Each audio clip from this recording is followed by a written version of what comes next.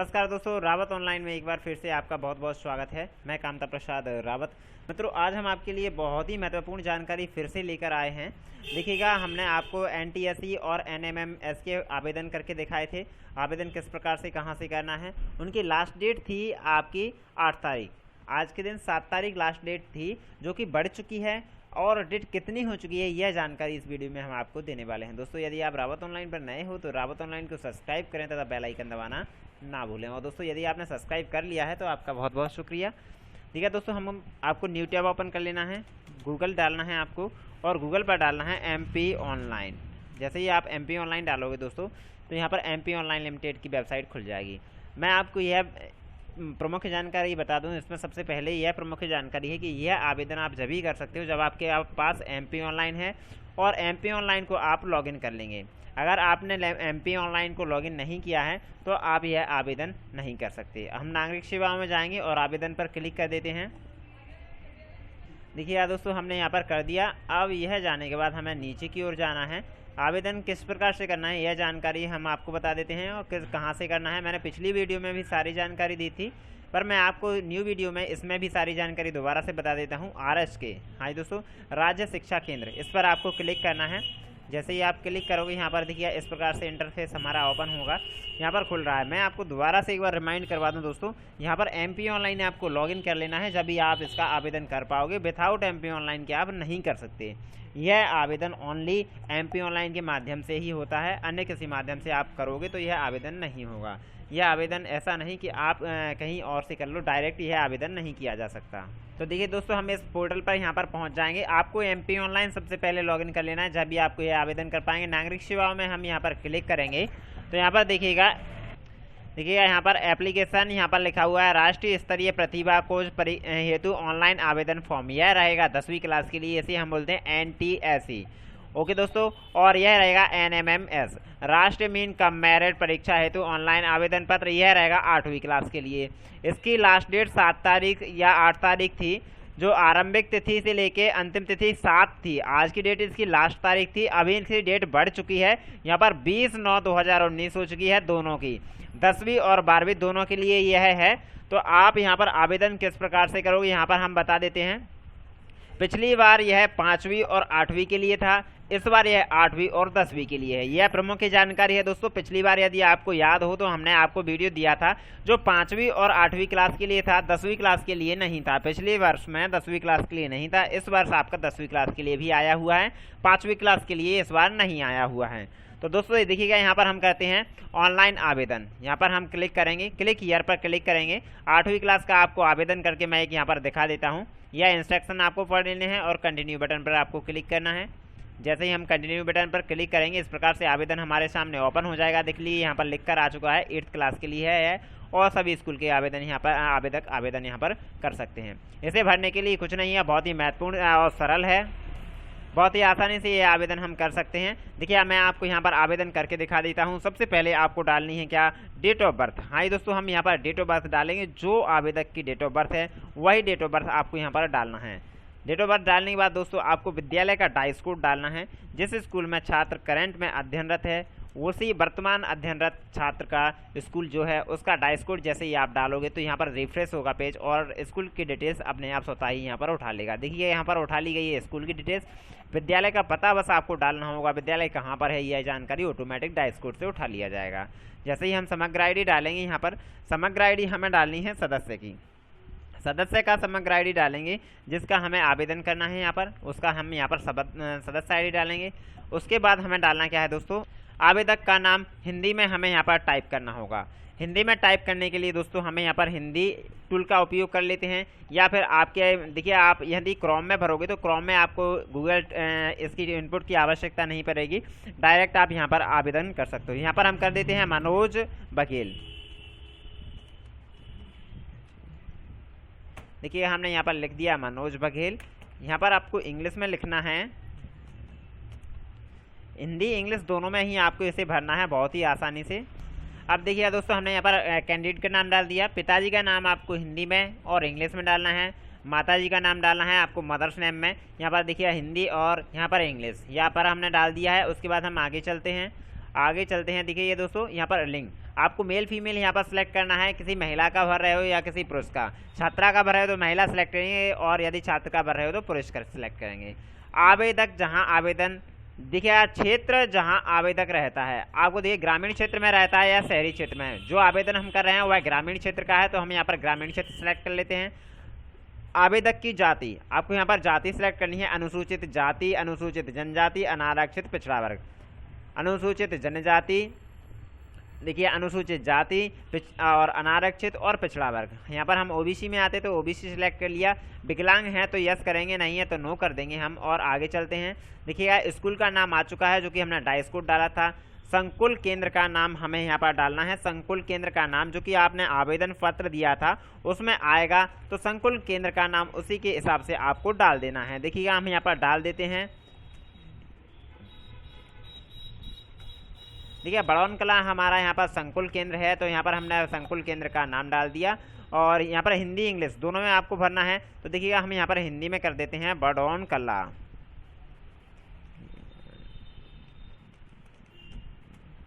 बड़ौन कला जिला दतिया, देखिए विकासखंड दतिया। उसके बाद दोस्तों आपको अपना पिन कोड भर देना है, जो भी वहाँ का पिन कोड रहेगा वह पिन कोड आपको यहाँ पर भर देना है।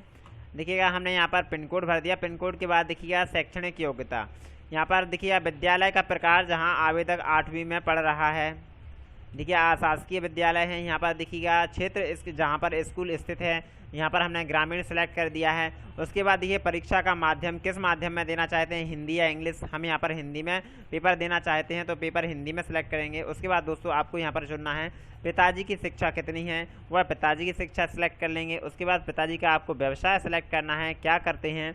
और उसके बाद दोस्तों माताजी का यहाँ पर शिक्षा सेलेक्ट करनी है, माताजी कितनी तक पढ़ी हुई हैं। उसके बाद माताजी का यहाँ पर व्यवसाय सेलेक्ट कर लेना है, क्या करती हैं। और उसके बाद देखिए अभिभावक की वार्षिक आय, वार्षिक आय कितनी है यह आपको सेलेक्ट कर लेना है। इसके बाद दोस्तों यहाँ पर देखिए प्लीज़ एजुकेशन पहले डालना है, उसके बाद हम यह डाल सकेंगे, वह हम यहाँ पर सेलेक्ट करते जा रहे थे। अब यहाँ पर देखिए हम वार्षिक आय यहाँ पर अब सिलेक्ट करेंगे तब हो जाएगा। यहाँ पर हम वार्षिक आय सेलेक्ट कर लेते हैं। वार्षिक आय सेलेक्ट करने के बाद दोस्तों फादर से आके यहाँ पर देखिएगा अभिभावक का आपको मोबाइल नंबर डालना है, माता पिता किसी का भी हो। यहाँ पर हम मोबाइल नंबर डाल देते हैं। मोबाइल नंबर डालने के बाद दोस्तों आपको यहाँ पर क्या करना है, विद्यालय संकुल का दूरभाषा नंबर यदि आपके पास है तो फ़ोन नंबर यहाँ पर आपको डाल देना है। लेकिन स्टार लगा हुआ है तो कंपलसरी आपको डालना ही पड़ेगा। यहाँ पर अगर फ़ोन नंबर नहीं डालोगे तो आवेदन आपका आगे नहीं बढ़ेगा, इसीलिए आपको यह आवेदन में यहाँ पर फ़ोन नंबर डालना कंपलसरी है, डालना ही पड़ेगा आपको। बगैर डाले यहाँ पर आवेदन आगे नहीं बढ़ेगा। यहाँ पर हम आवेदन नंबर डाल देते हैं, फ़ोन नंबर। अब यहाँ पर स्कूल के किसी क्लास टीचर का आपको फ़ोन नंबर डालना है यहाँ पर।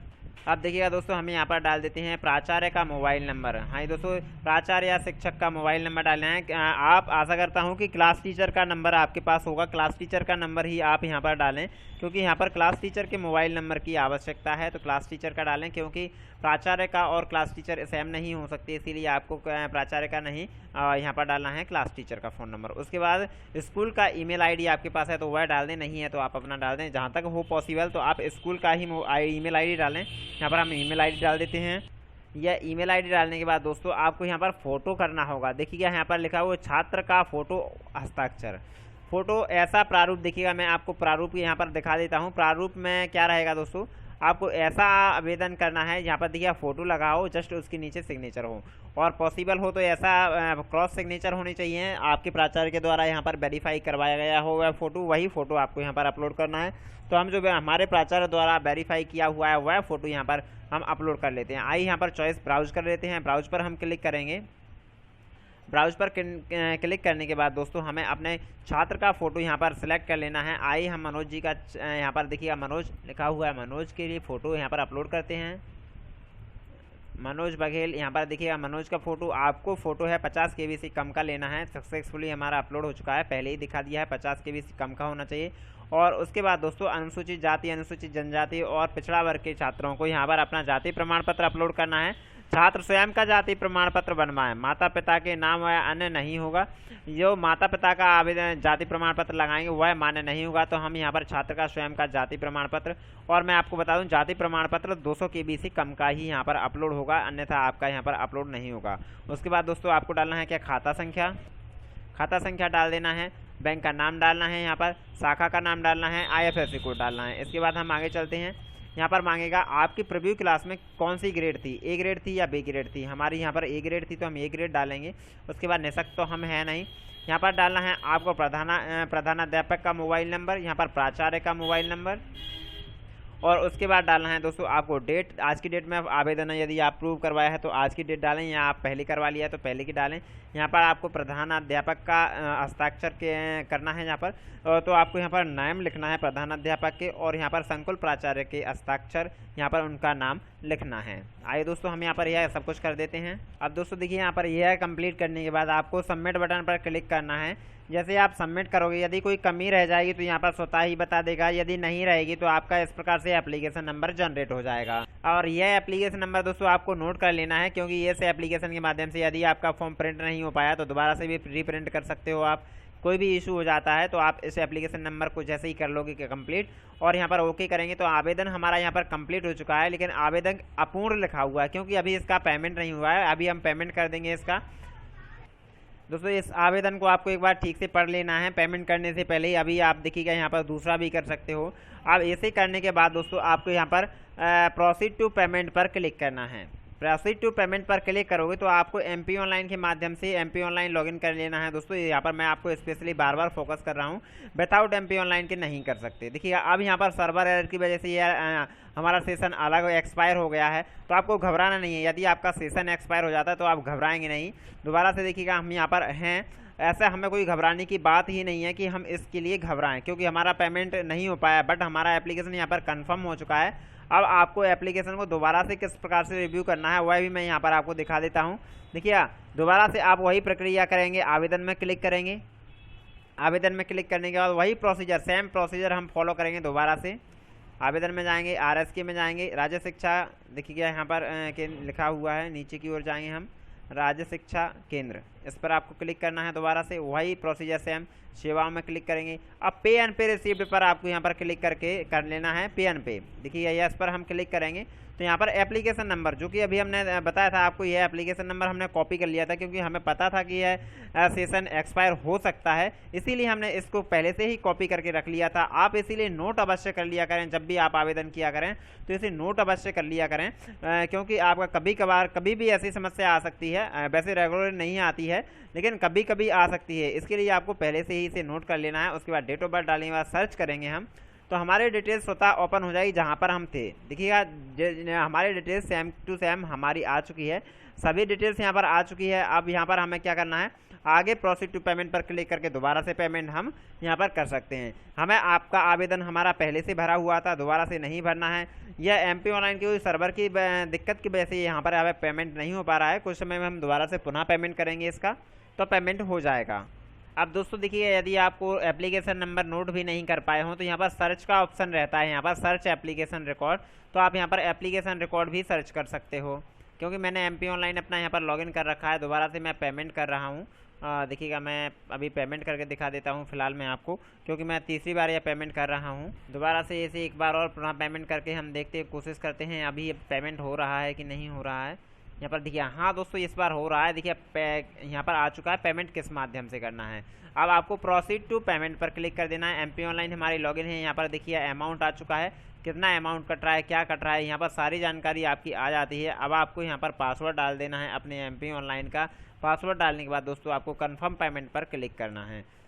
जैसे ही दोस्तों आप कंफर्म पेमेंट पर क्लिक करोगे, देखिएगा आपका आवेदन यहाँ पर आवेदन पूर्ण लिखकर आ चुका है, मतलब आपका आवेदन यह कंप्लीट हो चुका है। इस प्रकार से दोस्तों आपको अपना आवेदन कंप्लीट कर लेना है। ये सर्च वाले ऑप्शन की बात मैं दोबारा से आपको अभी बताता हूँ किस प्रकार से सर्च करना है। अब यह यहाँ पर आवेदन कर दिया हमने। आवेदन के बाद दोस्तों हम आपको दिखाते हैं कि यदि आपका आवेदन यहाँ पर बीच में यदि कोई रुक जाता है, तो हमने पहले बताया था आपको किस प्रकार से आपको यहाँ पर देखना है, वह हम यहाँ पर पुनः आपको आवेदन सर्च करके रिकॉर्ड कैसे सर्च करना है यह भी हम दिखा देते हैं यहाँ पर आपको एक बार। तो देखिए यहाँ पर यह सर्च का ऑप्शन जब भी आएगा जब आप MP ऑनलाइन के अंदर से जाओगे आवेदन में, नहीं तो यह ऑप्शन नहीं आएगा। सर्च एप्लीकेशन रिकॉर्ड, हाँ दोस्तों यह सर्च एप्लीकेशन रिकॉर्ड पर आप क्लिक करोगे तो आपको यहाँ पर एप्लीकेशन टाइप यहाँ पर भरना होगा NTSE या NMMS। हम यहाँ पर 8वीं क्लास का NMMS का यहाँ पर आपको करके दिखा देते हैं। उसके बाद दोस्तों आपको कैंडिडेट का नेम यहाँ पर सेलेक्ट करना होगा, जो भी नेम आपने उसमें डाला था। तो यहाँ पर MANOJ मनोज बघेल। अभी हमने मनोज बघेल का आवेदन किया था, मनोज बघेल का ही यहाँ पर सर्च करके दिखा देते हैं। मनोज बघेल के पिताजी का नाम यहाँ पर डालना होगा और पिताजी का नाम डालने के बाद दोस्तों आपको डेट ऑफ बर्थ डालनी होगी। जो डेट ऑफ बर्थ हमने एप्लीकेशन में डाली थी वही डेट ऑफ बर्थ हमें डालनी होगी। सेम डेट ऑफ बर्थ के माध्यम से ही हम यहाँ पर एप्लीकेशन फाइंड कर सकते हैं। जेंडर यहाँ पर सिलेक्ट करेंगे मेल और गेट रिपोर्ट्स पर हम क्लिक करेंगे। तो जैसे ही हम गेट रिपोर्ट्स पर क्लिक करेंगे तो देखिए एप्लीकेशन हमारी नीचे आ गई है। तो इस प्रकार से आपको एप्लीकेशन रिपोर्ट यहाँ पर कर लेना है। यदि आप डायरेक्ट जाओगे नागरिक सेवाओं में तो आपको नहीं मिलेगा। MP ऑनलाइन पर इस प्रकार से आपको जाना है। MP ऑनलाइन में जाने के बाद हाँ दोस्तों, यह MP ऑनलाइन में जाने के बाद इस प्रकार से पोर्टल ओपन होगा आपका। इस पोर्टल के माध्यम से ही आप यहाँ पर जो आवेदन हैं, गतिविधि हैं, इसके माध्यम से जाओगे तो ही ये यहाँ पर पोर्टल इस प्रकार से मिलेगा, अन्यथा नहीं मिलेगा। तो आशा करता हूँ दोस्तों आपको ये सारी बात समझ में आ गई होगी, किस प्रकार से, कहाँ से और क्या करना है। NTSC NMMS का फॉर्म किस प्रकार से भरना है, सारी जानकारी आपको मैं दे चुका हूँ।